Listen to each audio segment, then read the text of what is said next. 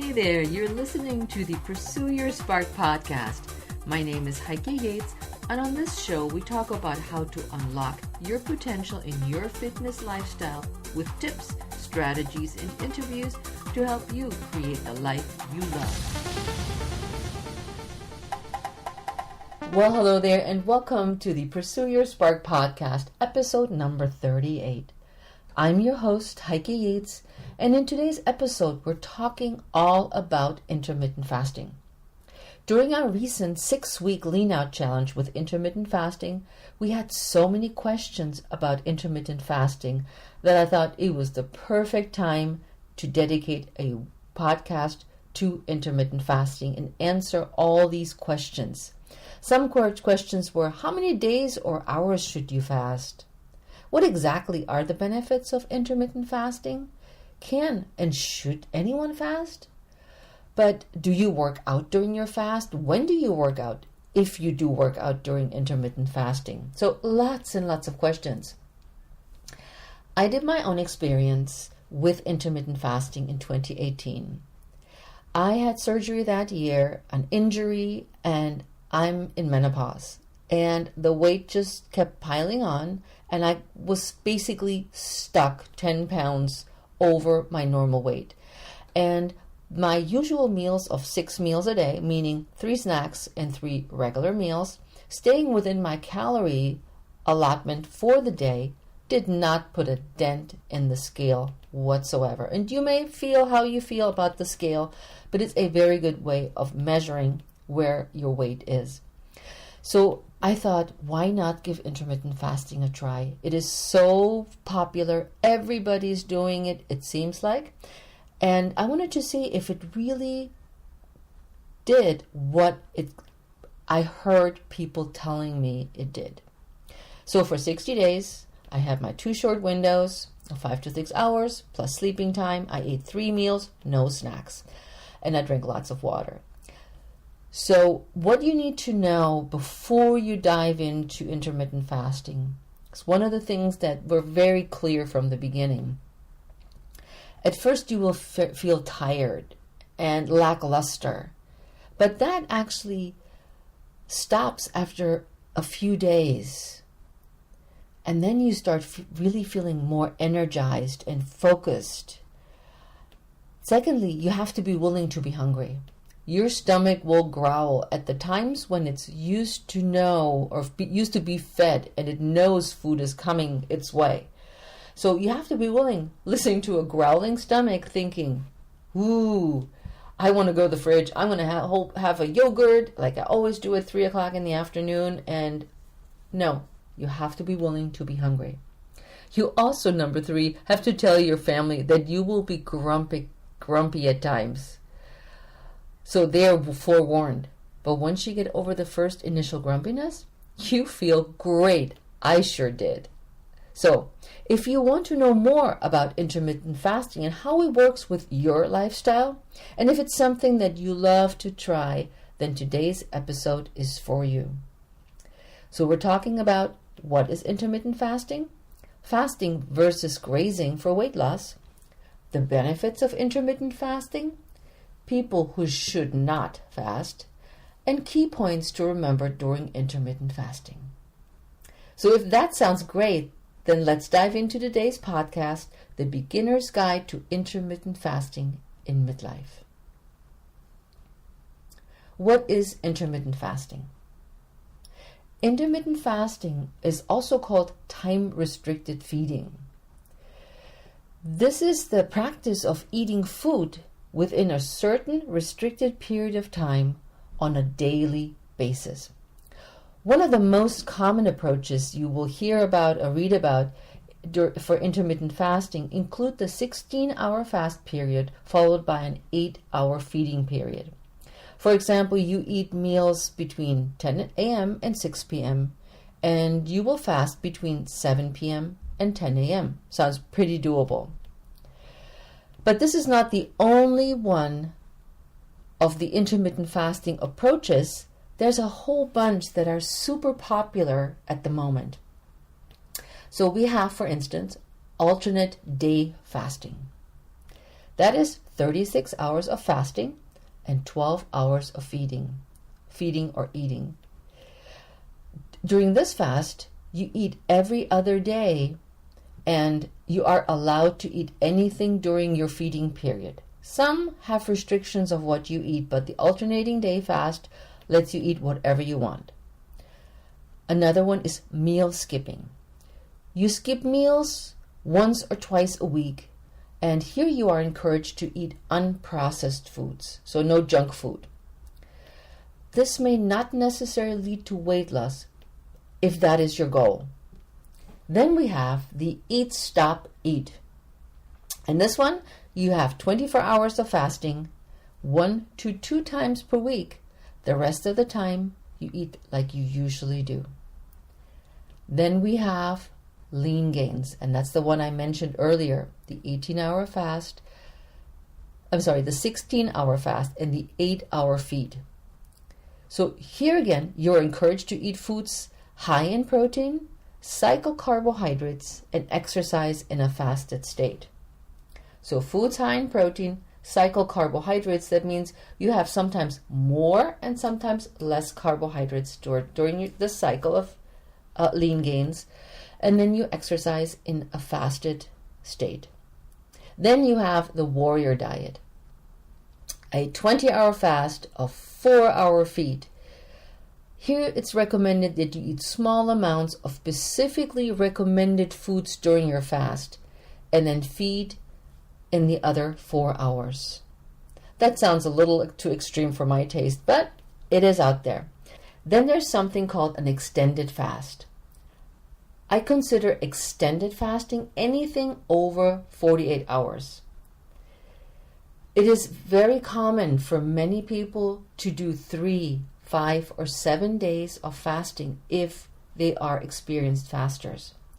This type of fasting is definitely not for the beginner and for experienced fasters only, and should be done under the supervision of a doctor or a trained fasting coach. So I looked at all of these and I started creating my own version, as I mentioned earlier. Fasting versus grazing to lose weight. For years, the fitness industry has taught us to eat every 2 to 3 hours. That is 3 meals, 2 snacks on average, to a healthy lifestyle. I most certainly live that lifestyle, and I recommended it to my clients. But our society is not getting smaller in girth size, but larger in a very unhealthy way. When you look at a large meal now, you can make several meals out of these large meals, and the portion size have just gone bonkers. So in order to understand how we lose and gain weight, we have to understand how the body uses energy and how food releases the hormone insulin. We always used to say calories in versus calories out, but it's not that simple when it comes to fat loss.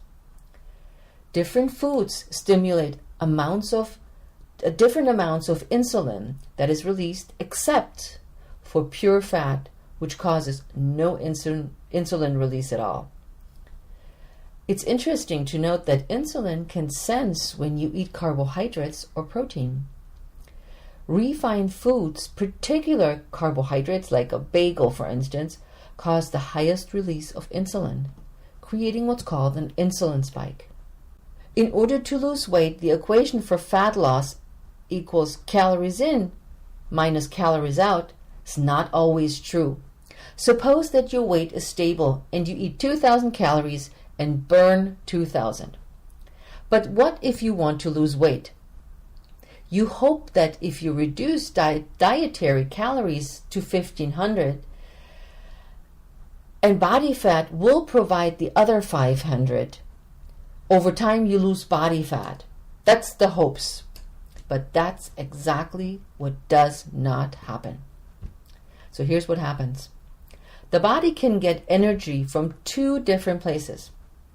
Number 1 is food, and number 2 is stored food energy, like glycogen in the liver or body fat. This is important to know, that you can only get energy from one or the other source, but not both at the same time. That means you either burn fat or you store it. You can't do both at the same time. You can't outsmart your body. So if you eat lots of food, you store food energy, which is body fat. If you fast, you burn food energy, body fat. The key regulator here is your hormone insulin. The change in insulin levels is what signals our body to go into fat store mode or fat burning mode. If you're adopting a conventional diet by eating 5 to 6 times a day, you keep your insulin levels high and the fire's burning, and you get your energy from the foods you eat, but you do not tap into your fat stores. That's so not fair, right? Your insulin levels will stay high as you keep feeding your body energy, but your body will not reduce the stored fat for energy. So you reduce your calorie intake from 2,000 calories to 1,500 and hope you will lose weight. At first you do, but you will feel tired, hungry, and cold, and your metabolism is slowing down to the decrease in calories. But the worst part, you don't lose any more weight. Your weight loss starts to plateau. Many of us have been there. Over time, you actually start to regain some of that weight and perhaps even more than before. This may sound familiar to you.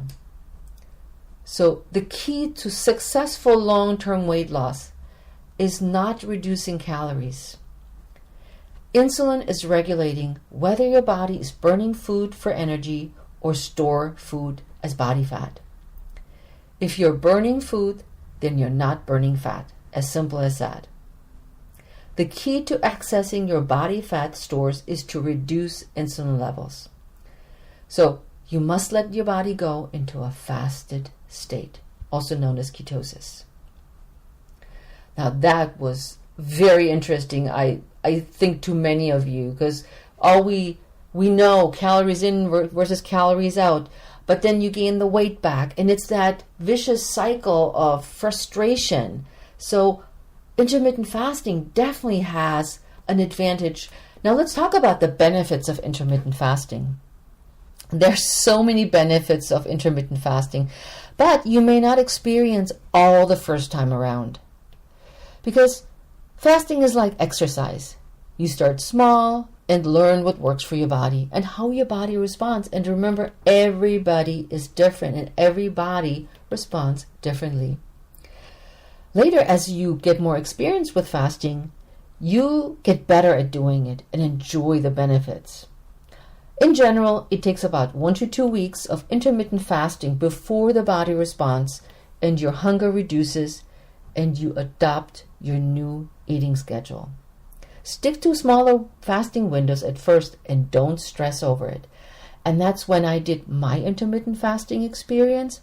I did just that. I couldn't imagine going for a day without food, going 16, 18 hours without food. It was not imaginable to me. And as I always say, if I fast for a whole day, I feel like I'm getting a colonoscopy or preparing for a colonoscopy where you only drink liquids all day. So that was, to me, way too big of a chunk of intermittent fasting.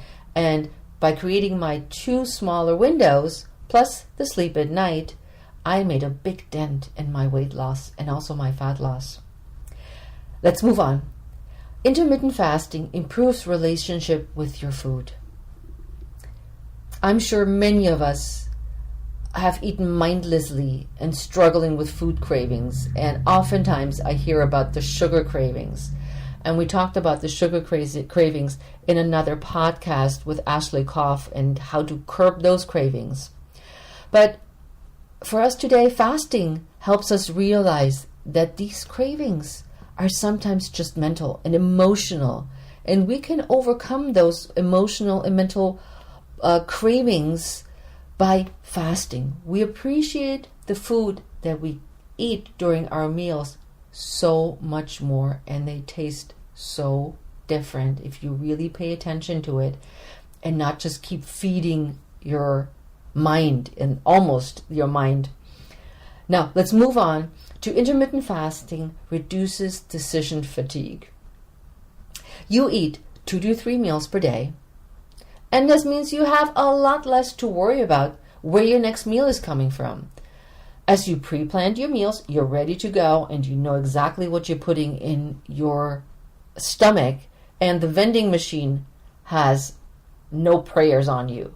So planning the meals and knowing exactly what you eat leads to much healthier food choices without leaving it up to find something like the vending machine during your fasting times, or as you walk by the bakery and you see the muffins in the window and you're going, I'm going to have this muffin. I know right now they will be not good because it's loaded with sugar and I'm going to get a crazy insulin spike, which makes me want even more sweet stuff. So we're reducing decision fatigue. Fantastic. An awesome way also about intermittent fasting, it stimulates fat burning. Fasting creates the ideal environment for fat burning, as your insulin levels will stabilize and the body uses fat as fuel and produces ketones, as I mentioned earlier. Intermittent fasting improves energy levels. When the body uses ketones for fuel, it increases norepinephrine. In the response to the fast, you will notice more energy and mental clarity. So we're talking all these hormones, how they work together, fuel our body, help us lose body fat, and increase mental clarity and strength. Unbelievable. Intermittent fasting stimulates cellular autophagy and reduces inflammation. Autophagy is part of the natural immune system, where the body breaks down old damaged parts of cells and abnormal developing cells to recycle it for energy. It then will use these materials to build new and healthier cells or to repair damaged organelles within the cells. In essence, it's the body's way of house cleaning. It's an amazing process. I find this truly fascinating. Intermittent fasting improves insulin sensitivity. Research has shown that fasting has helped resolve insulin resistance. When the body becomes resistant to insulin, insulin and glucose build up in the blood and create inflammation. Now, not all inflammation is bad. In this case, intermittent fasting allows your body to take a break, since there's no food to digest, and your body uses all the sugar stores, and insulin levels begin to drop because it uses up the sugar stores, allowing the body to resensitize to insulin again. Intermittent fasting improves clarity. Fasting has been used throughout history as a way to elevate consciousness in many religions.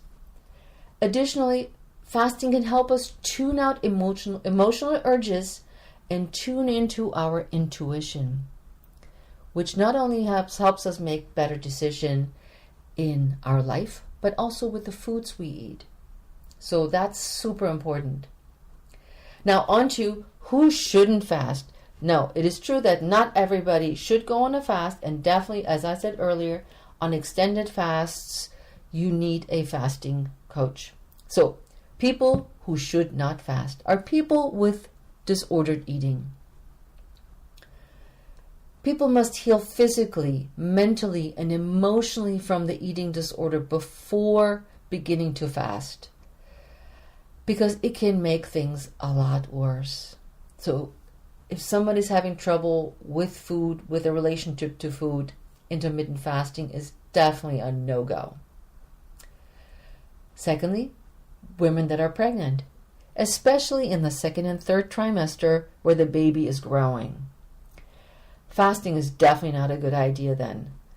Some women have no issues with a 12-hour fast, but that will be more like, I eat dinner at 6 and have breakfast at 6 p.m. and breakfast at 6 a.m. during the time you're sleeping. So that should be okay for most people without additional fasting times. who should not fast are people that have type 1 diabetes. Why?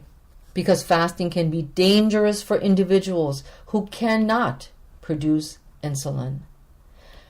These people should do not extended fasts and should only do intermittent fasting if they work really closely with a very well-trained fasting coach and have to keep a super close eye on their blood sugar levels. So, super red flag here. If you're diabetes 1, then you need to if you want to fast, you need to have a very well-trained fasting coach. And lastly, athletes, high-level athletes. Doing an extended amount of training, multiple hours a day of intense training, will definitely need more calories and a larger eating window. In the off-season, I recommend that these athletes apply fasting principles to enhance their genetic repair mechanism, like we said, of healing the gut. Now, I am a triathlon Ironman. That means I do the really long distance of Ironman, and during those times, I can't intermittent fast. I need my food to power my workouts. I need extra sugar to keep me going. I need extra meals to help me stay on top of my training volume, as at times I'm out on my bike 6 to 8 hours at a clip. And I don't stop to eat at a restaurant, so all my food is with me. But my meals are also very well planned. Whole grains, lots of vegetables, great healthy proteins. But I definitely don't fast during a training season. And I'm just about to start getting into it. Is February now, and end of February is where I rev up my training, and I'll keep you posted on how I will feel as I keep going.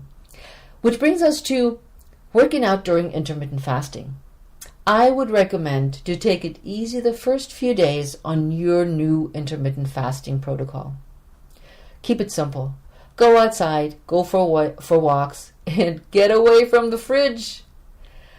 Until you get used to the new changing habits, then start bringing your workouts back into your life. You can start strength training. I would recommend Pilates, low intensity cardio workouts.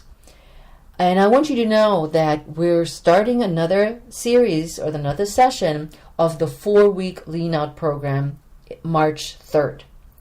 And this Lean Out program goes for 4 weeks, and I'll teach you how to start from A to Z to learn how to work intermittent fasting in your life.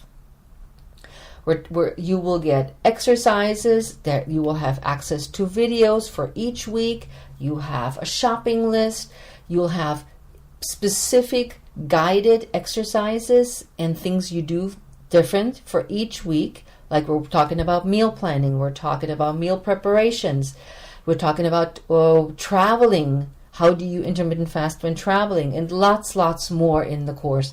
So I'll put a link in the show notes so you can take a look at the 4-week Lean Out program that is starting March 3rd.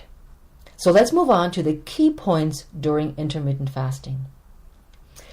It is important that we're not intentionally reducing calories, so don't undereat during your feeding times. Most likely you will eat 2 larger meals, but I want you to pay attention to how much you eat. So we're looking to be 80% full and not stuffed. Number 2, stay consistent with your intermittent fasting window. So don't go, today I do 3 hours, today I do 2 hours, today, as Heike said, do 5 hours. So stick with what the program you choose it is and do it every day. So it's like I said, it's like exercise. Get your body to a new way of eating and fasting. Super important is number 3. Stay hydrated, at least a minimum of 8 to 12 ounces of water. Drink herbal tea right after you wake up. This will help with constipation during your fast. Definitely reduces hunger and stabilizes your adrenals. But water alone is not enough during the fast because we lose electrolytes and we need minerals to replace the electrolytes we lose during the fast. So I add some Himalayan sea salt. It's the pink salt that you see now to my water. Organic broths can help with adequate mineral intake. You can add a magnesium supplement that can help you function much better during your fast. Citrate, glycinate, malate, or threonate supplements, all magnesium. You can read all about this in my blog, Why You Need to Boost Magnesium Intake in Midlife. And I put a link in the show notes as well about the blog post. So add some electrolytes into your liquids. Number 5, surround yourself with a supportive, loving community, like The Art of Igniting Your Spark Facebook group, or a supportive family and member or friends. Stay away from the people that do not support your fasting goals, the ones who say, fasting is bad for you. Why would you even fast? You look great. It's your goal, it's what you want to do, and not them. And lastly, go out and get sunshine. First off, it helps reduce stress. It stimulates vitamin D production, which also enhances your fat-burning psychology to get into the ketosis state faster. So there you have it, the beginner's guide to intermittent fasting in midlife. I know we covered a lot of stuff. And a lot of questions were answered, I hope. If you have any more questions, please feel free to contact me and reach out and ask your question with what you want to know or what I didn't cover. But that was a lot of information, so maybe you want to listen to the podcast twice so you get all of it. Check out all the links that I will put in the show note, and definitely check out the 4-week Lean Out program with intermittent fasting starting in March. And give it a go to lose some weight, lean out, and feel energized. It's worked for me, so I'm sure it will work for you. So until then, have an amazing day, and I'll see you next time at the Pursue Your Spark podcast. Ciao!